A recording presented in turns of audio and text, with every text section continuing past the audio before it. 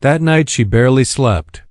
Every creak of the cabin, every gust of wind at the shutters set her nerves on edge.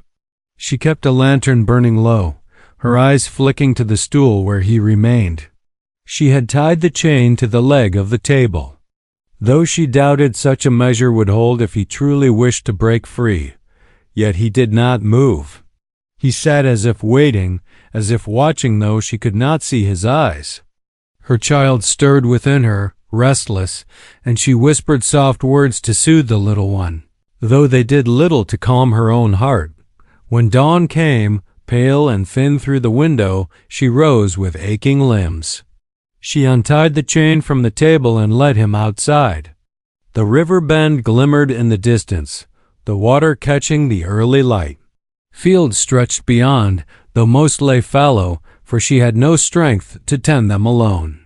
She felt the emptiness of the land, the silence of a life once filled with laughter, and something inside her clenched.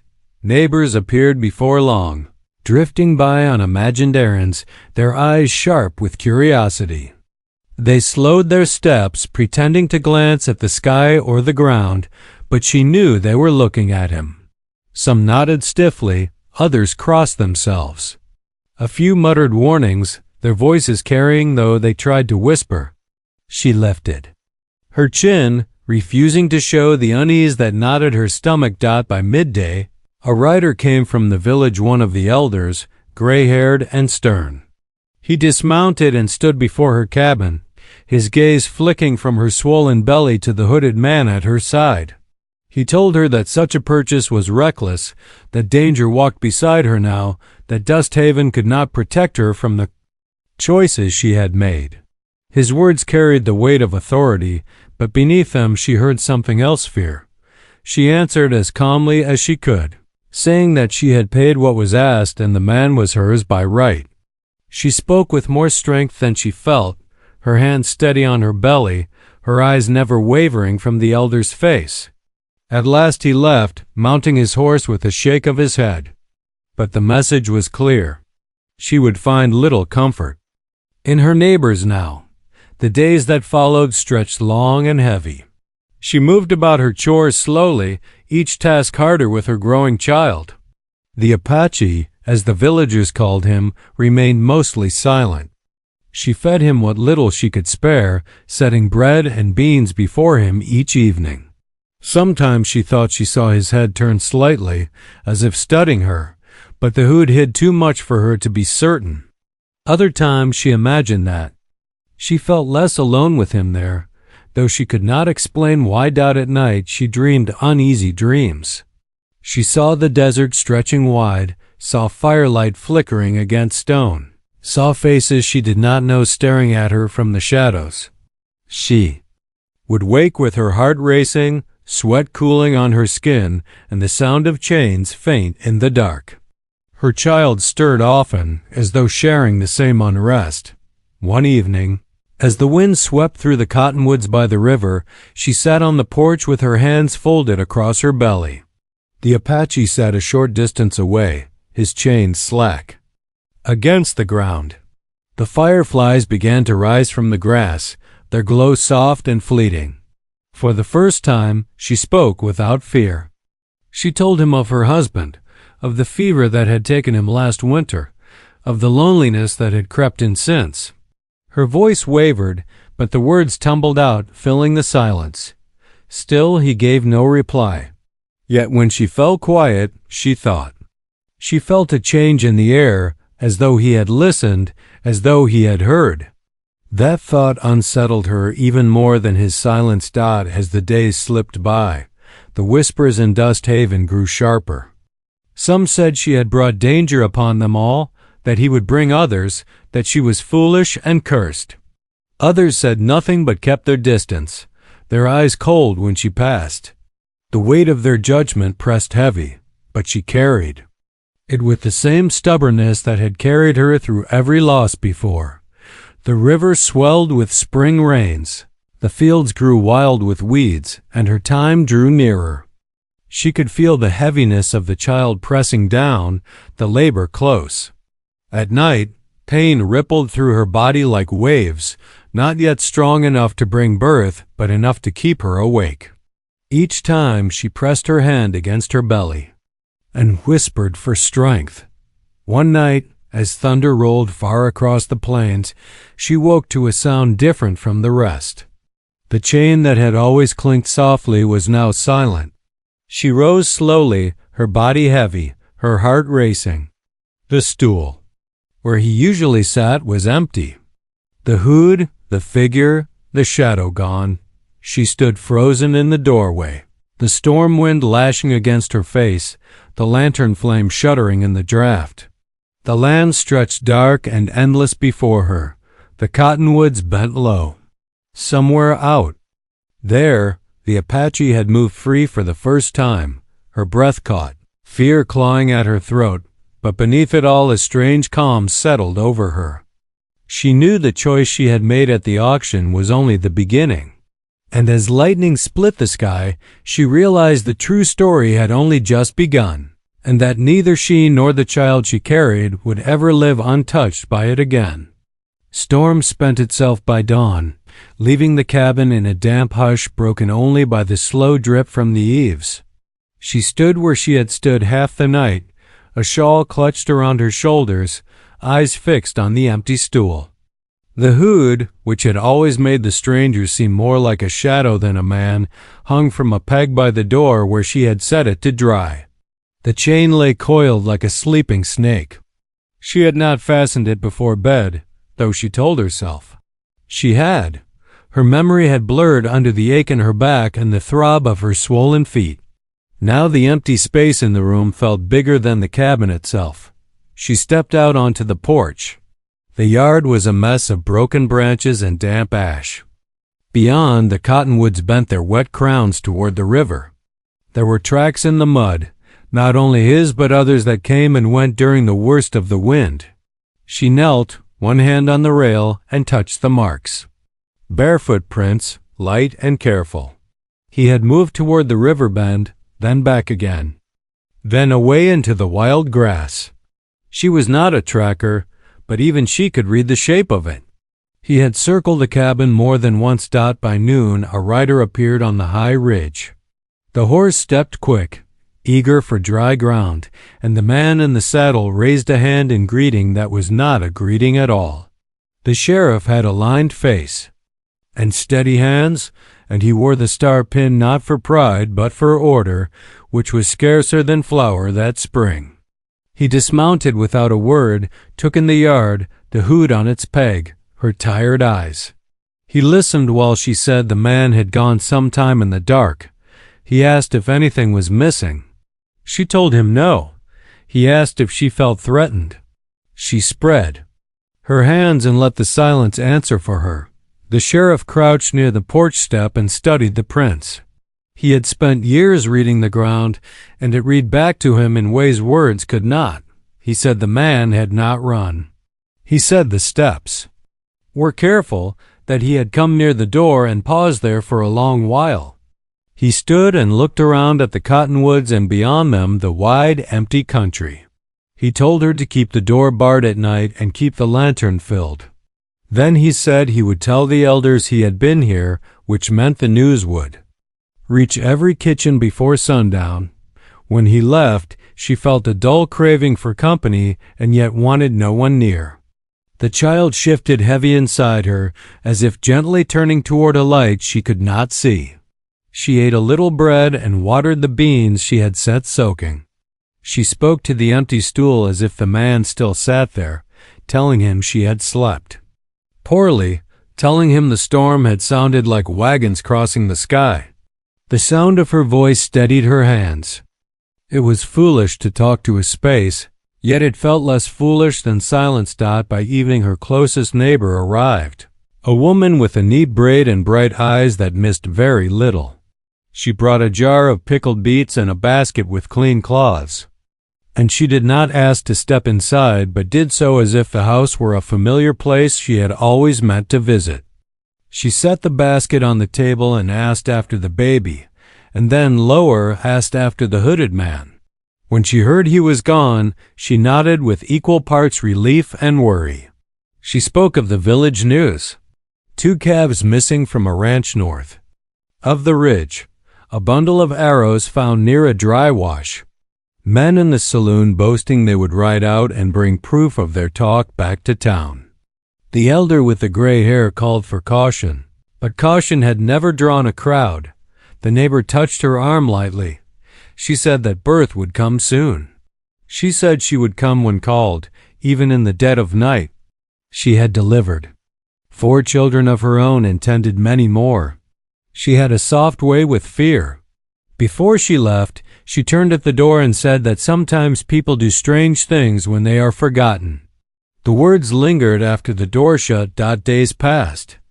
The mud dried and cracked. The prairie wore a new coat of green that would fade before harvest. Dust Haven kept its routines. The church bell called on Sundays. The auctioneer shouted at wagons that refused to die. The blacksmith hammered iron that rang like voices. The air carried a new sharpness, though. Boys were kept close. Dogs barked at anything taller than a weed. The sheriff's horse grew thin from covering ground. The summer sun burned low over the ridge, spilling its last fire across the little village of Dust Haven. The streets were nothing more than packed earth, cut deep with wagon ruts and lined with clapboard shops that leaned against the wind like tired men. A crooked church bell tolled the hour, though no one bothered to look up. The sound had long ago become part of the bones of the place. Yet on this particular evening, the air held a tremor, a hush that spread from porch to porch as if the whole settlement knew something unusual was about to happen. People had gathered in the square, boots kicking up small clouds of dust, bonnets and hats tilted against the glare. They were farmers, ranchers, traders, wives, and children, all drawn by the promise of spectacle. An auction was not new in Dust Haven. Cattle, land, tools, even a mule or two had passed under the hammer butt. This one carried whispers that made the crowd murmur with excitement and unease. Word had traveled that among the lots, alongside crates of goods and a broken cart, there would be something or someone -. At the edge of the square. A young woman shifted carefully on her feet, one hand pressed against the swell of her belly. She was heavy with child, her figure softened and slowed, yet there was a firmness in her gaze that kept most from staring too long. Her husband had died the previous winter, leaving her with nothing but the small cabin at the river, bend and a debt that pressed harder with every season. Still, she came with 2 pesos folded in her apron pocket, a sum she could scarcely spare, though she had not told a soul. The auctioneer was a man with a sharp chin and a sharper tongue, his voice carrying above the crowd as he called out prices and snapped his gavel. He began with barrels of flour, tools chipped with use, and a saddle worn thin. The people bid with laughter and grumbles, but the woman's eyes strayed to the covered pen at the far side of the platform. A rough canvas drape concealed what everyone had been talking about for days. When at last the cloth was pulled back, a ripple of silence passed through the square. Standing inside was a tall figure, his hands bound, his head lowered beneath a heavy hood of rough weave. Even in stillness, there was a weight about him, the kind of presence that drew every eye and held it. The auctioneer wasted no time, announcing that this was no ordinary sale but the offering of a captured Apache taken in the high desert after a raid. Gasps and uneasy murmurs rolled through the crowd. Some drew back, others leaned closer, hungry. With curiosity, the woman's breath caught, though she could not say why. Perhaps it was the way the man stood, unmoving and silent, or perhaps it was the strangeness of such a sight in their small town. She had never seen an Apache, only heard stories dark tales whispered around fires, meant to chill children into obedience. Yet before her now was no phantom from a tale, but a man made of flesh and bone, roped and hooded before the eyes of strangers. The bidding started slow, for though fear stirred the crowd, so did doubt. Who would want such a burden? The price stayed low, laughter edged with unease. A few coins tossed, then silence. The auctioneer grew impatient, his calls more pointed, his gavel tapping with irritation. Still no one raised a hand. Mothers pulled their children close, men shifted uneasily, and the figure under the hood never moved. And then, as if some hidden force compelled her, the woman lifted her hand. The words left her mouth before she could stop them. 2 pesos. The sound carried across the square, and every head turned toward her. The auctioneer blinked in surprise, then struck the gavel with a crack that echoed against the buildings. Sold. For a moment the world seemed to tilt. She felt the weight of dozens of eyes pressing down on her, questions unspoken but sharp as timfav, sharp as knives. Why would a woman heavy with child spend her last pesos on a hooded Apache? Whispers spread like wind through dry grass, suspicion mixing with disbelief. Yet she stood firm, though inside her chest her heart beat like a wild drum. The figure was led down from the platform, the chains clinking, dust rising around his feet. Even hooded, he seemed to tower over the men who guided him. The woman's hand trembled against her belly as he drew near, but she did not step back. Instead, she met the unseen face beneath the hood with a steadiness she did not feel. No one knew what she meant to do, not even herself. She had come to the square with nothing but 2 pesos and the ache of a future that felt too heavy to carry. Alone. Yet now, with the gavel struck and the crowd murmuring behind her, she had bound her fate to a man they all feared. The Apache stopped before her, the chain still clutched by the auctioneer's men. The air between them hung taut, heavy with all the questions no one dared to speak aloud. She reached into her apron, her fingers closing around the folded pesos, and placed them firmly into the calloused hand that waited.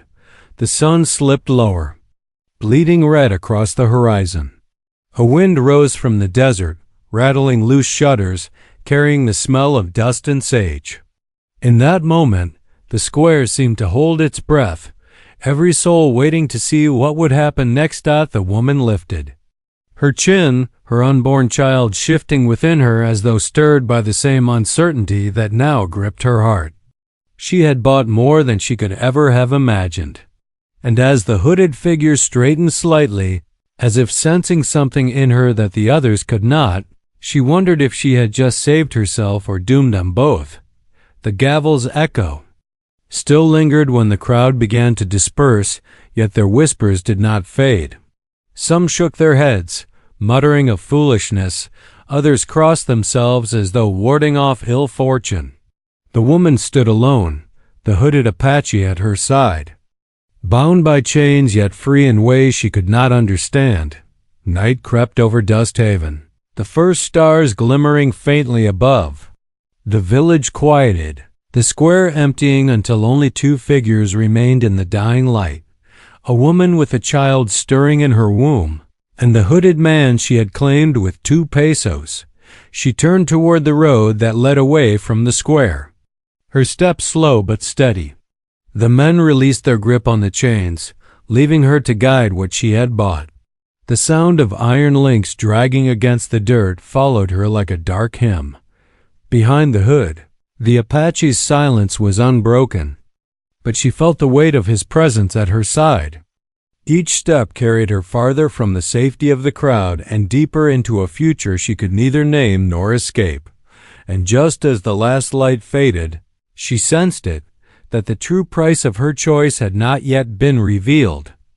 The road home was quiet except for the soft scrape of her shoes in the dust and the drag of chains that followed. The woman walked with her hand pressed against her belly, her back aching, her thoughts twisting in every direction. The little cabin by the river bend had always felt too empty since her husband's death, yet the thought of bringing this hooded stranger there sent a shiver through her bones. She did not look at him, though she could feel his presence like heat on her skin. Bound as he was, silent as he had remained, there was something in the way he carried himself that unsettled her. Behind them, the village square grew smaller, the murmur of gossip fading as shutters closed and lamps flickered. To life. Dust Haven had long been a place where whispers traveled faster than wagons.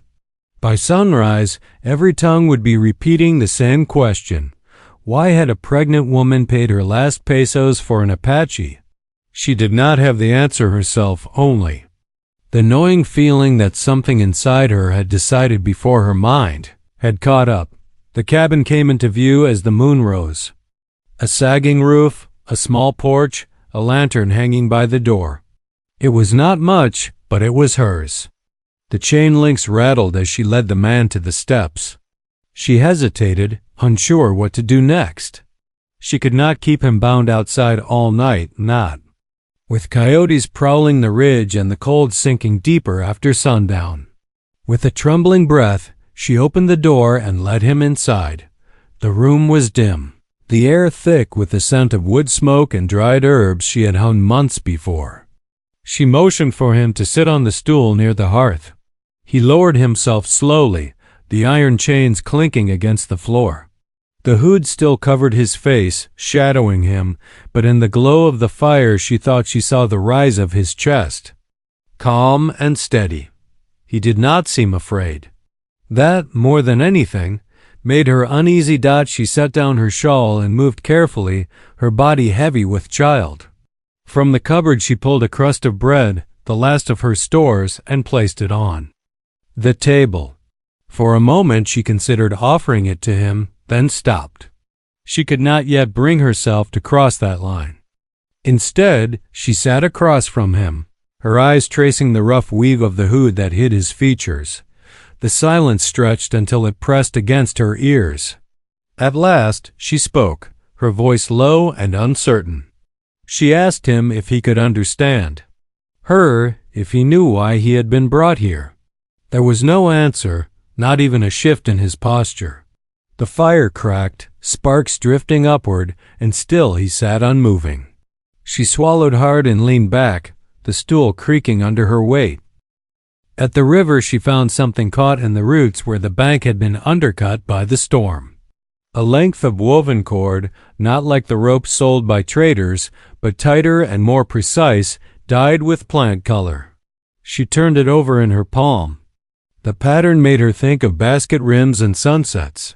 She looked around, half expecting someone to step from the brush. No one did. She folded the cord and tucked it into her apron. That night, a shape passed the window and paused without sound. She did not move. The lantern light drew the ribs of the door into gold lines. After a long moment, the shape moved on, leaving nothing but the faint, clean scent of wet sage. The child turned and turned as if restless with the same waiting. She slept in short slices and woke with a plea on her lips that she could not finish. In the saloon, the men who gathered each evening did not sleep at all. Their talk built railings around fear. They spoke of raids in other places and old killings, though none could name a cousin or a friend who had been harmed. They spoke of a hooded Apache bought for 2 pesos and wandering now without a rope. They spoke of the sheriff as if he were a fence that would hold only so long and then rot. By the third night, they had taken to riding the ridge in pairs, more show than search, and one of them loosed a bullet into the dark to prove that lead would fly when called. Got in the house behind the general store. The widow who kept the ledger by day and a journal by night sat at her kitchen table and wrote what she had heard. She had a careful hand and a quiet mind and kept track of prices, births, quarrels that might return with teeth. She wrote that the stranger had not taken food, nor tools, nor a blanket. She wrote that our fear grows bigger than the thing that caused it, and that perhaps the man is not who we say he is. She wrote that the woman at the river bend is brave or desperate or both. She folded the page and tucked it under a jar of buttons. She believed words could hold a town steady the way a beam holds a roof. The sheriff rose before sunrise each day and rode out. He found, here and there, small signs like the cord from the river, a bed of grass pressed down but not broken. Ash. from a small fire that had used damp twigs chosen to smoke as little as a breath. He found a fish bone and a broken eggshell, nothing to feed a fear that wanted meat. He found also once a charm hanging from a low branch made of twine twigs and a stone drilled with a hole. He took it and brought it to the woman at the cabin. She held it and felt a heat move through her hand that was not from the sun. On. The fourth night, she woke to a low knock. Just 2 knocks, firm and spaced as if a code agreed upon. She lay with her breath held and then stood, the weight of the baby making her lean. She lifted the bar and opened the door a sliver. The lantern. Threw a warm pool onto the stoop. There, on the step, was a small bundle wrapped in leather. No one stood in the yard, yet the grass moved in a way that meant a body had passed through. She knelt, slow and careful, and brought the bundle inside. She set it on the table and unwrapped it layer by layer. Inside lay a flint striker, a new cord like the one from the river, and 3 carved tokens. One was a stylized sun. One was a running deer. One was a spiral cut into a flat piece of bone. She traced the lines with her finger. The bone felt warm as if it had been held recently in another hand. On the leather wrap, faint and neat, were marks that could have been letters in a language she did not know or simple lines that held meaning without a book to record them. She waited for fear, but what rose instead was a sense that a conversation had been started without words. She thought of the hood on its peg. She brought it down and set it on the table beside the tokens. The rough weave looked cruel by the soft light. She wondered what face it had hidden. She had bought a mystery at the auction, but the mystery had bought her back with small gifts that meant shelter, fire, and luck. She reached for the flint and struck it once, and the spark jumped and died and left a scent like river stones dot by morning. The town buzzed hotter than a skillet. Someone had seen a figure near the old mission ruins. Someone else found a smudge of ash under the bridge where children liked to fish for minnows. The men who had been riding the ridge asked the sheriff for permission to form a posse. He told them a posse needs a reason and a trail, not just a feeling that runs around at night. They did not like that answer. They drank louder. They counted bullets. The blacksmith mended stirrup leathers until his hands ached. The neighbor came, again with broth and news. 2 ranchers had argued in the square over whether the stranger had taken their calves or a stray cat. The elders had called a meeting for the following week to talk about security and locks and curfews. She sat with the woman and rubbed her back in small circles when the pain tightened across her belly. She asked to see the tokens and bent close when the bone caught the light. She said she had seen such carvings only once before, years back, when traders came through with baskets woven tight as breath. She did not claim to know what they meant. She said meaning might not speak in words we have at dusk. The wind came warm from the south, bringing the smell of juniper and the far, dark scent of rain that would not reach them. The woman carried water from the barrel and felt the child turn again, this time lower, the deep turn that spoke of soon. She set the bucket down and steadied herself on the railing. Across the yard, near the cottonwood with a low branch, a shape stood just inside the shade, tall, still. If not for the faint lift of breath, she would have thought it a post. She did not cry out. She did not move. The shape did not step forward. She lifted one hand to show it was empty, and then, slow as if moving in a dream, she went inside and brought the leather bundle. She laid it on the porch and stepped back into the doorway. The shape shifted and then was gone from the shade, gone so cleanly the leaves did not tremble. When she looked again, the bundle had been touched. The tokens were arranged in a new order. The spiral lay in the center. The sun faced east. The deer faced the river. She had the strange feeling of having been greeted when true night fell. A cry went up from the far pasture. Men shouted. Horses thudded. The sheriff's dog barked twice and then went quiet in the distance. She closed the door and dropped the bar. She checked the lantern. She set a kettle to boil, though she did not want tea.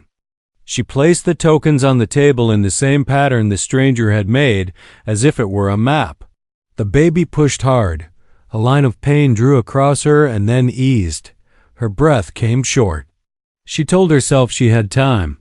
She told herself the night would pass as the others had. Near midnight, the sheriff arrived again, this time with dust on his coat that had not had time to settle. He said a fire had started in a hayshed, but had died on its own as if stamped by a careful foot. He said a small boy had wandered from his home and had been found at the bridge, not by a townsman but by someone who left no name. The boy's mother swore she had heard a voice in a language she did not know singing low like river water until the child woke. The sheriff said none of this proved anything at all. He said the men in the saloon wanted a hunt at dawn. He asked if she had seen anything. She said only the shape by the cottonwood and the bundle on the step. He looked at the tokens and rubbed his beard. He said sometimes a man returns what was taken from him in the way he knows how. When he left, she sat with her back against the door and her hands over the child that no longer felt patient. Outside, the crickets sang, and far off, an owl called from the ruins. She thought of the hoot at the auction, of the moment the gavel fell, of the quiet strength in the way he had stood, bound and calm. She thought of the cord, the flint, the carved bone. She thought of a life under open sky and the small skill of being unseen when darkness watches. Toward morning, sleep took her for a few minutes at a time, and each time gave back a dream. In one, she saw the stranger standing in a doorway that was not her doorway, holding out his empty hands to show they meant no harm, while behind him a fire burned contained as a lantern. In another, she saw Dusthaven from the ridge, and the town seemed very small, like a toy laid in the dirt by a child who had stepped away. In the last, she saw her child's face, eyes dark and thoughtful, looking beyond her as if listening for the sound of a river that lived in the blood. She woke to hoofbeats. Many, not one. The sun had not yet climbed. A line of riders formed along the track from the village, hats low, rifles slung in show. The sheriff rode at the front, face set, star catching the weak light. Behind him came the elder, and behind them came men who had decided what they would find before they had left their beds. They drew up at the fence and sat their horses and waited. The sheriff called out her name and asked that she come speak with them. She wrapped her shawl around her shoulders and stepped onto the porch, steady as she could be. The child pressed down so hard she thought she might sink to her knees. She did not. He said there had been more signs. A scrap of leather with markings near the old mission. A flow of water turned back into a ditch that would have flooded a field. A rope added to a broken gate so it would not swing and spook a mare with a new foal. Men saw careful hands and called them threat. The elder said the town must act to keep its peace. He said they would search the river bend and the cottonwoods and the ruins. He said they would ask her permission to look in her shed, her yard, and inside if need be. She looked at the riders, at the faces both familiar and foreign under hats that made them seem taller. She thought of the tokens on her table. She thought of the shape in the shade. She thought of the bundle left on the step like a promise or a plea. She breathed slow and felt another line of pain begin and gather strength. Before she could answer, a bird burst from the cottonwood and wheeled low over the fence. All at once the horses shifted and tossed their heads, not from fear but from the scent of something new. The sheriff turned in his saddle. The elder raised a hand for quiet. From the far end of the yard, near the low branch where the charm had hung, a single small flame licked up from the ground and then went out before it could take hold, as if a hand had smothered it. The riders held still, like figures carved from wood. The woman on the porch gripped the rail. The child inside her made a slow, powerful turn that told her the hour was near. And somewhere between the porch and the cottonwood, between the river and the ridge where the town gathered its fear, she felt the presence of someone watching, careful as a step in wet grass, waiting for a choice that had not yet been made.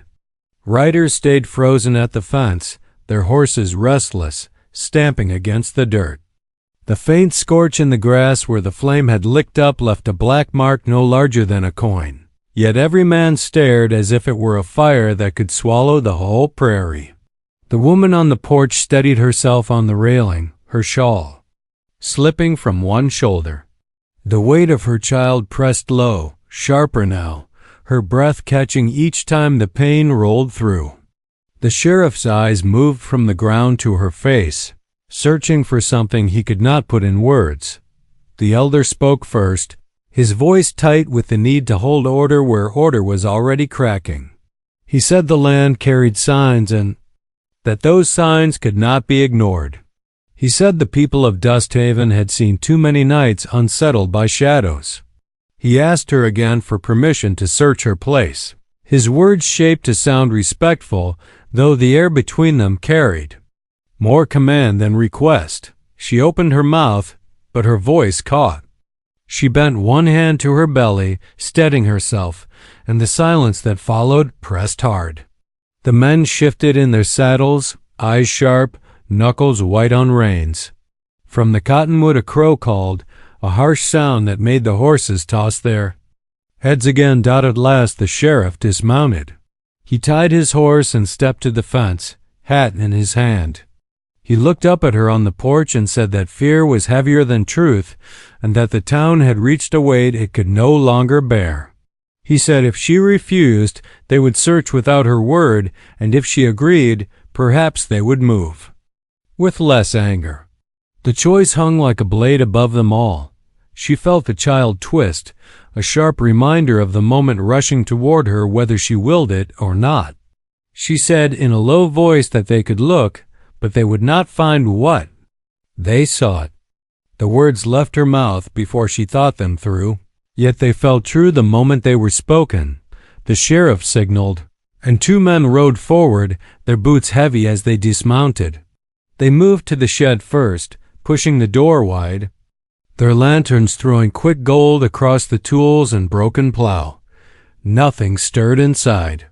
They moved to the small patch of yard where beans pushed through thin soil. Their boots pressed deep into the earth, crushing leaves as they searched. One man kicked at the rain barrel, and water sloshed over the rim, soaking the ground. Still, nothing. The elder told them to check the cabin. At that, the woman's hand clenched the rail. Her heart raced, not from fear of what they would find, but from the weight of strangers crossing her threshold. The sheriff lifted a hand, holding the others back. He asked her if they might enter, his voice steadier than the elder's, less sharp but more firm. She nodded, though her lips felt dry as dust. She stepped aside and pushed the door wide. They filed in, boots striking the wooden floor that had once only known her husband's step. Their eyes scanned the shelves, the table, the small bed tucked against the wall. One of them saw the tokens on the table and picked them up, holding them in his rough hand. He turned the carved bone between his fingers and frowned. The spiral caught the lantern light and threw it back in thin lines across the walls. He muttered that such things were charms, proof of dark intention. The sheriff took the tokens from him before the words could spread further. He set them back on the table, neat as they had been, and told the man to keep his opinions in his throat until truth showed its face. They left the cabin with nothing more than they had brought in. The elder did not look satisfied, but he could not name a reason to stay longer. Still, the unease spread like smoke. The men muttered to one another as they mounted. The sheriff climbed back into his saddle and raised his hand for quiet. He told them the land would speak again if there was danger, and until then they would hold their fire. But his words fell against ears that wanted certainty, not patience. They rode away slow, their voices fading into the open plain, but she knew the matter had not ended. She stood on the porch until the dust of their horses settled.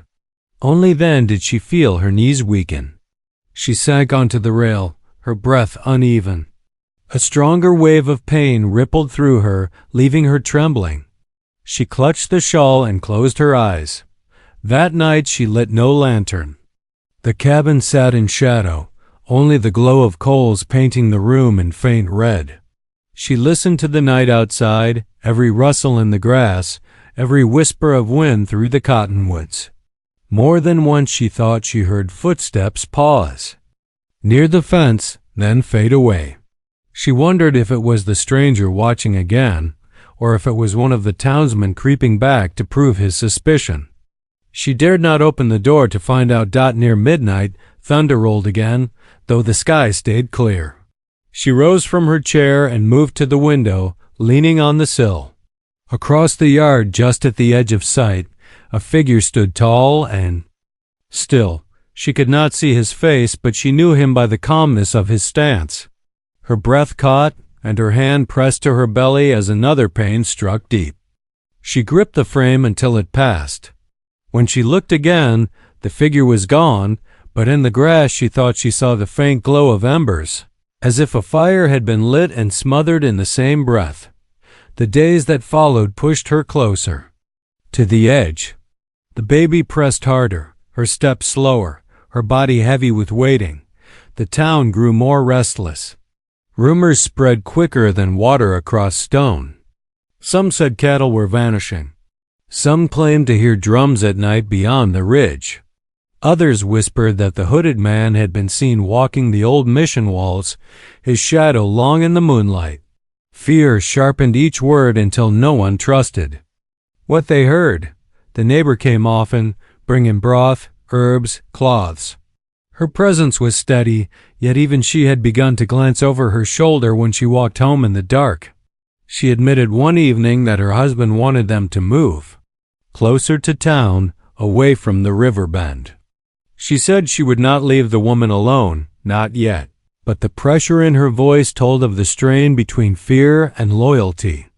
One afternoon, as the sky bruised with the promise of rain that never came, the sheriff arrived again. He carried no anger, only a heavy look that came from too many sleepless nights. He sat on the porch rail and told her the men were gathering weapons, that they meant to ride soon whether he allowed it or not.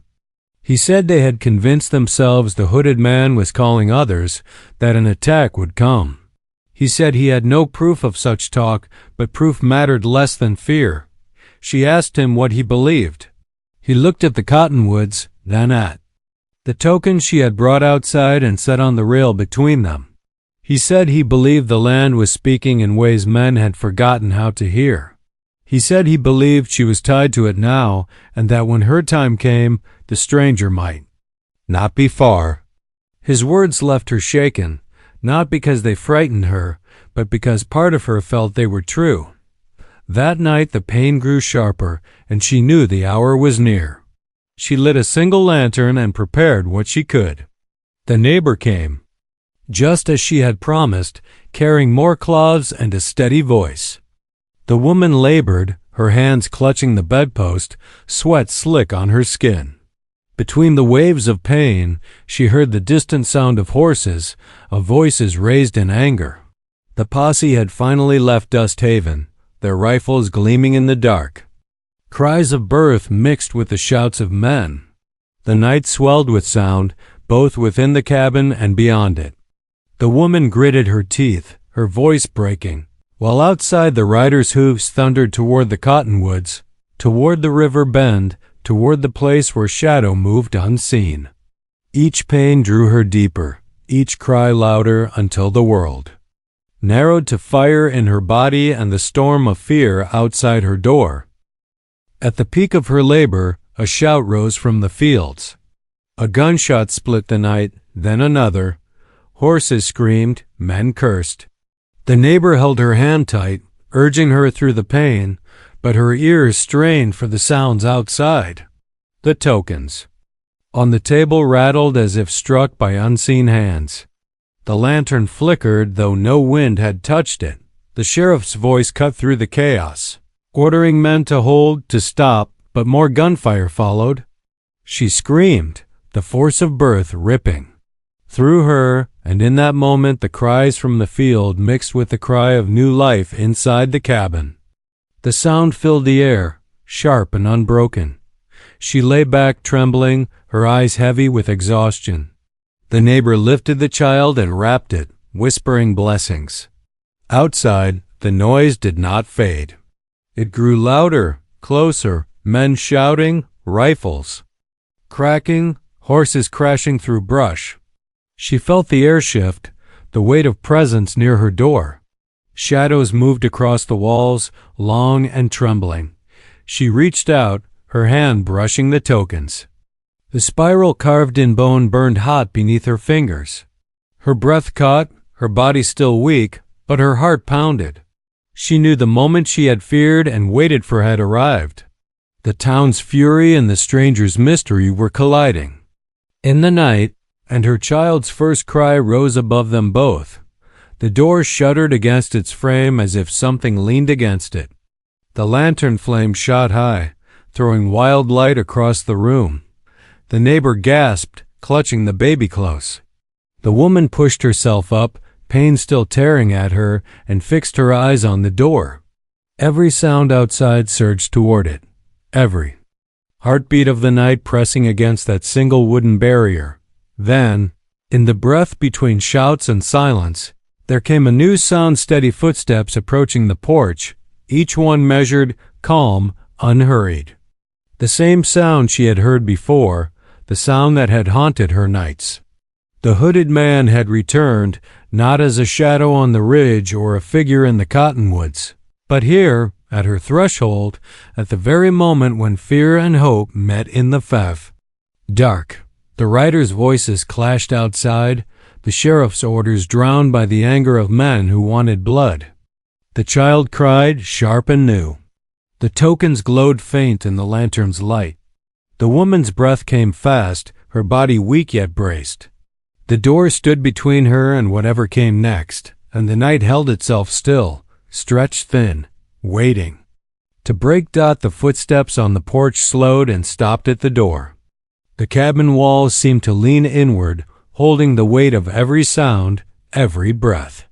The neighbor clutched the child close, her eyes wide, and the woman forced herself upright, every muscle trembling, her body still raw from the storm of birth. The door shifted, not from force but from a hand placed gently against it. No bang, no shout. Just the quiet press of someone waiting. The sheriff's voice rose outside, trying to cut through the chaos. He called for the men to hold, his tone commanding, but the answer came in curses and the click of rifles. The elders shouted that the time had come to rid the land of fear. Horses pawed the dirt, men argued, and anger burned hotter than sense. In the middle of it, the woman heard the calm breathing on the other side of the wood. Steady as the river's pull, she moved to the door, her legs shaking, shawl falling loose from her shoulders. She laid her hand on the bar. The neighbor whispered not to, her voice thin with fear, but the woman shook her head. She said softly that some doors must be opened if one ever hoped to close them again. She lifted the bar and pushed the door wide. The hooded man stood there, though the hood no longer covered his face. The light from the lantern touched his features, strong and carved by wind and sun, his dark eyes steady. He looked at her, then at the child crying in the neighbor's arms, then back to her. He carried no weapon. His hands were open, palms up, showing peace. The air between them was thick with meaning. Behind him, the riders saw movement and shouted. A rifle cracked, the bullet cutting into the post near the porch. Splinters flew. The neighbor cried out and shielded the child. The sheriff's horse reared, his voice breaking in anger as he ordered the men to stop. The hooded man did not flinch. He stood tall, his gaze on the woman, calm as if the storm around him were only wind on grass. She stepped forward, gripping the doorframe for balance. She lifted the tokens in her hand, the spiral, the sun, the deer. She held them high where the men could see. She shouted over the noise that he had not come to harm, that he had brought gifts, that he had left signs of care and not of violence. Her voice cracked, but it carried. Born of something deeper than strength, the sheriff turned his horse and faced the crowd. He said enough blood had been spilled in words and in fear. He said they would not fire on a man who had raised no hand against them. The elder argued, his face red, but the sheriff's authority stood like iron. Bit by bit, the rifles lowered, the shouts weakened, the horses stilled.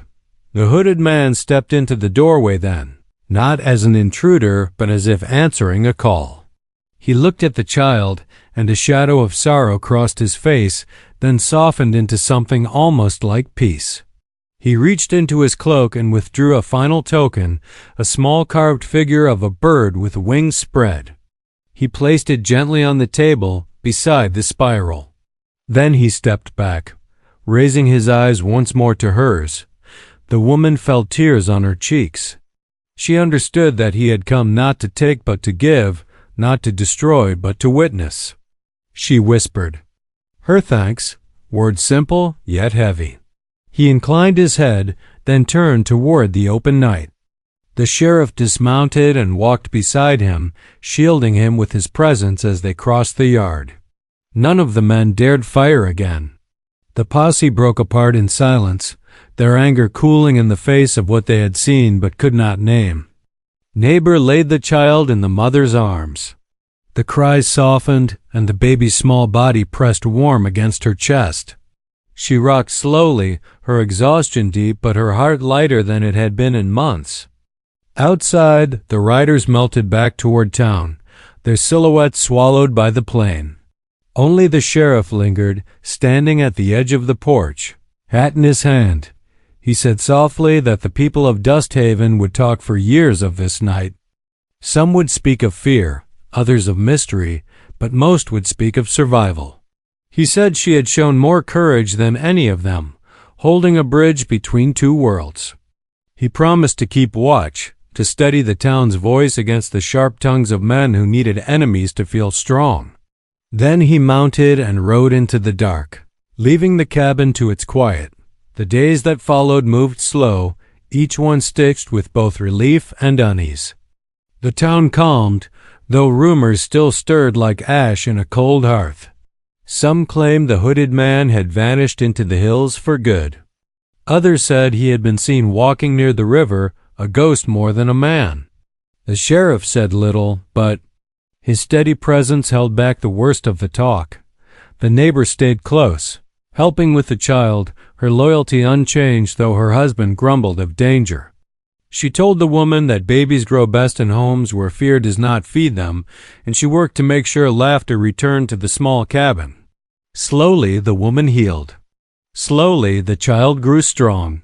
One morning, weeks later, she walked to the cottonwood with the baby swaddled against her.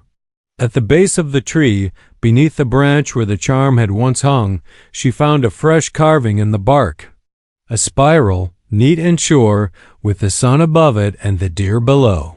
She touched it with her fingertips, her child stirring against her chest, and she felt the weight of silence that was not empty, but full. She understood it as a farewell, or perhaps a promise. The town shifted too. Men grew tired of waiting for danger that did not come. Work called them back to fields, to shops, to families. The elders still preached caution, but fewer listened. The sheriff continued his rides, and though he said little, his silence carried authority. Dusthaven breathed again, though slower, wiser, marked by the memory of the night when guns nearly ruled and were stayed by a woman's voice. Years passed, and stories of that night took root in many shapes. Some spoke of the hooded Apache as a spirit who came to test the town's courage. Some said he had been a warrior who chose peace in the end. Some said nothing at all, preferring to let mystery rest where it belonged. The woman did not argue with any of them. She had her own memory, her own truth, and it was enough that her child grew, dark-eyed and thoughtful, with a calm that reminded her of the figure on her porch. She taught the child that fear must never be fed with anger, that strength was not in the shout of a rifle, but in the patience to see deeper than shadows. The tokens remained on the shelf, not as relics, but as reminders. The spiral spoke of life's turning, the sun of light that returns even after storm, the deer of gentleness and speed, the bird of freedom. In quiet moments, she would sit by the river and watch the water move past, carrying the memory of all that had been and all that would be. She knew Dusthaven would never be the same, yet she also knew the change had been needed. Fear had been broken, not by fire or blade, but by the courage to open a door. Her story spread beyond the village in time. Traders carried it, strangers repeated it, and though details shifted, the heart of it remained. A woman alone, heavy with child, had chosen trust in the face of fear. A hooded man had walked from shadow to leave gifts instead of wounds. A town had nearly torn itself apart, then found a new way to hold together. When she thought back on the auction, on the moment the gavel fell and the hooded figure became hers, she no longer saw it as a purchase of desperation. She saw it as the beginning of a thread that had bound her life to something larger than herself, larger than Dusthaven, a thread of mystery, of hardship, of courage. She lived long enough to see her child grown, long enough to see Dusthaven steady itself into more than a place of fear. The hooded man never returned to her door, but his presence lingered in the quiet of the land, in the cottonwoods, in the river's song.